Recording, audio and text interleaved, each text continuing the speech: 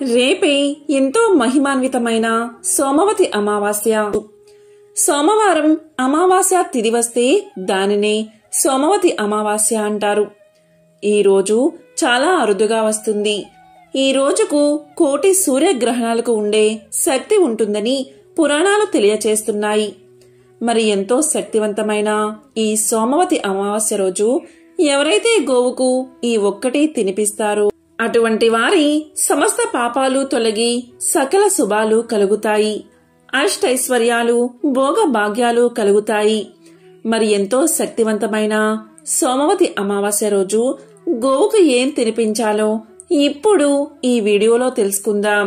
ఎంతో శక్తివంతమైన ఈ సోమవతి అమావాస్య పర్వదినం మహాశివరాత్రి కంటే కూడా ఎంతో గొప్పది.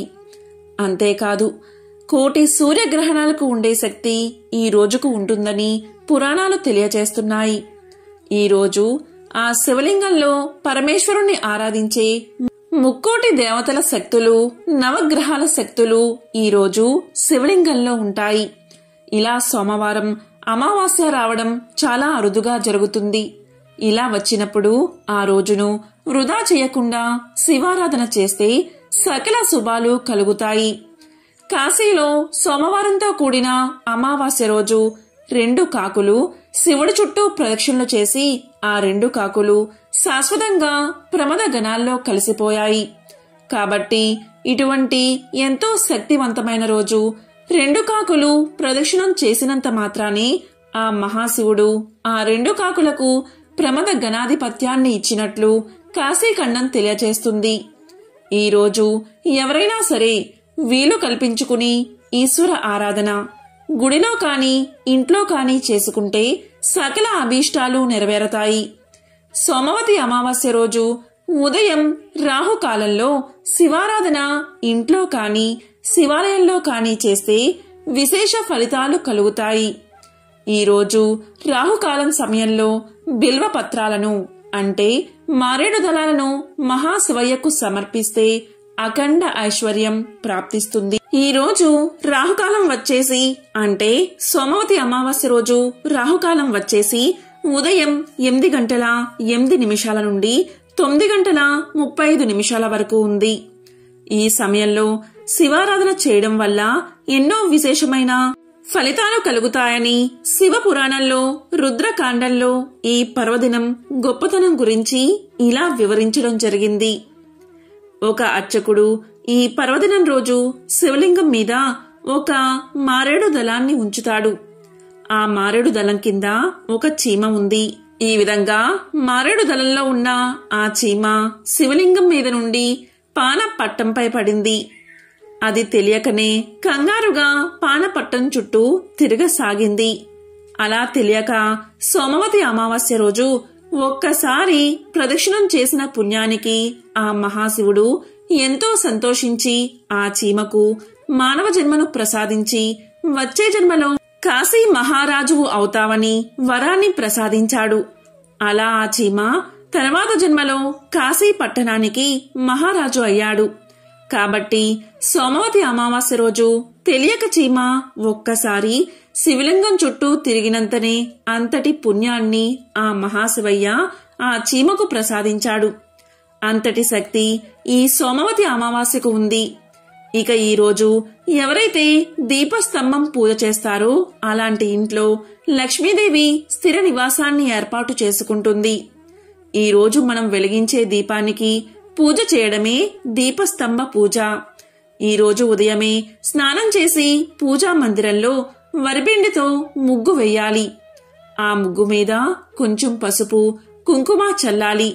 దానిపై మీరు వెలిగించే ప్రమిదను ఉంచాలి. ఆ ప్రమిదకు కుంకుమతో గంధంతో బొట్లు పెట్టాలి. ఇక ఆ ప్రమిదిలో నువ్వుల నూనె కాని ఆవు నెయ్యి కాని పోసి 3 వత్తులను విడివిడిగా గాని లేదా 5 వత్తులను విడివిడిగా గాని వేసి దీపాన్ని వెలిగించాలి.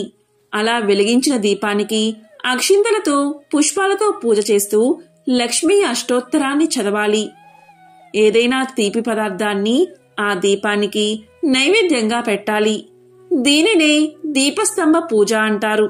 ఇలా ఈరోజు ఎవరైతే ఉదయం చేస్తారో ఆ ఇంట్లో లక్ష్మీదేవి ఎల్లప్పుడూ ఉండి సిరుల వర్షాన్ని కురిపిస్తుంది. ఇలా ఉదయం పూట చేసి సాయంత్రం మీ ఇంటి సింహద్వారానికి ఇరువైపులా 2 దీపాలను వెలిగించాలి. ఈరోజు ఈ విధంగా చేస్తే ఆ ఇల్లు అష్ట ఐశ్వర్యాలతో తులతూగుతుంది. ఇక సోమవతి అమావాస్య రోజు ఆడవారు తప్పనిసరిగా రావి చెట్టు దగ్గరకు వెళ్లి దీపారాధన చేసి రావి చెట్టు చుట్టూ 108 లేదా 21 సార్లు ప్రదక్షిణ చెయ్యండి. ఇలా ఈరోజు ఎవరైతే చేస్తారో వారికి సంతాన ప్రాప్తి కలుగుతుంది, అఖండ ఐశ్వర్యం కలుగుతుంది. ఈరోజు ప్రతి ఒక్కరూ కూడా ఇంటి సింహద్వారానికి 5 వేప కొమ్ములను తెచ్చి పసుపుతో దారంతో కట్టి దానిని సింహద్వారానికి ఇరువైపులా కట్టాలి.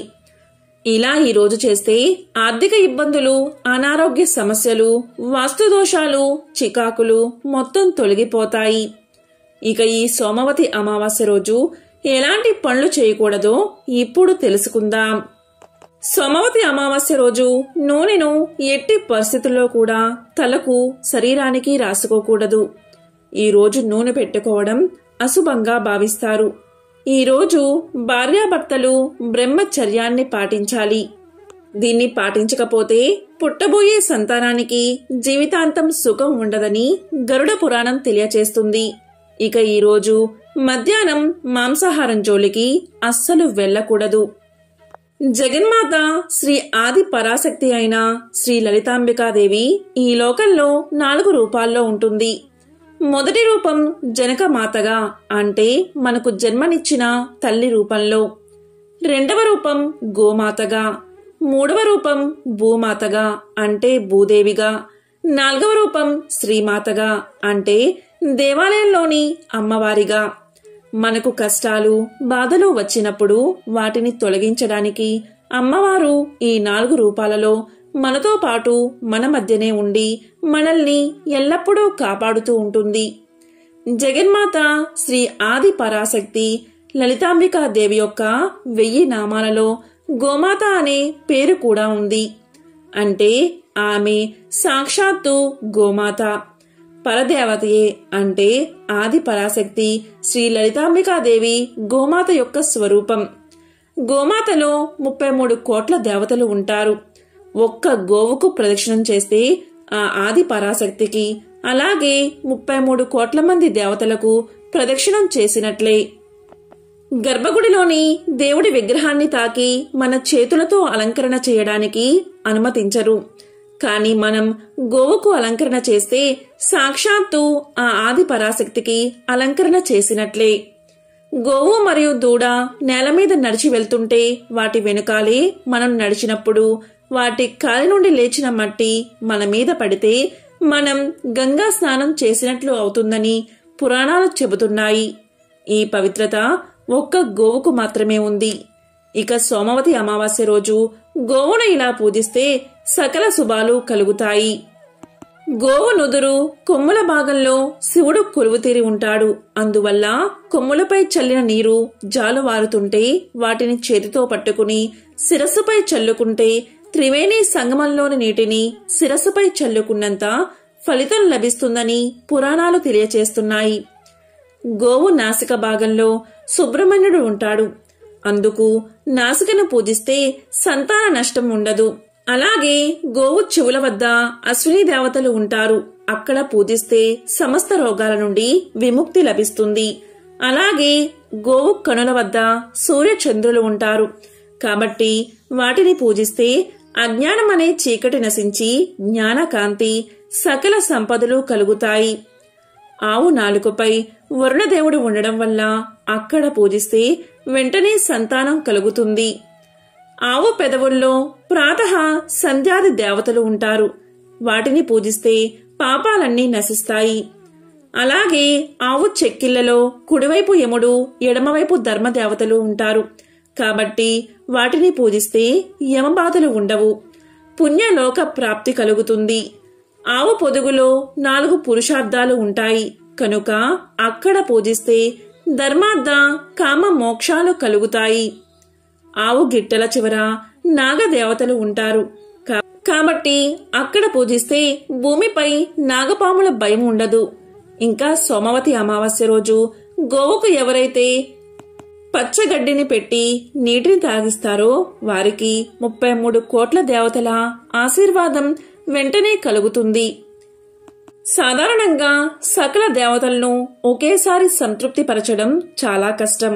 కానీ ఇటువంటి శక్తివంతమైన సోమవతి అమావాస్య రోజు మీరు గోవుకు ఇలా ఆహారాన్ని పెట్టి ప్రదక్షిణ చేస్తే చాలు, సకల దేవతల ఆశీర్వాదం మీకు కలుగుతుంది.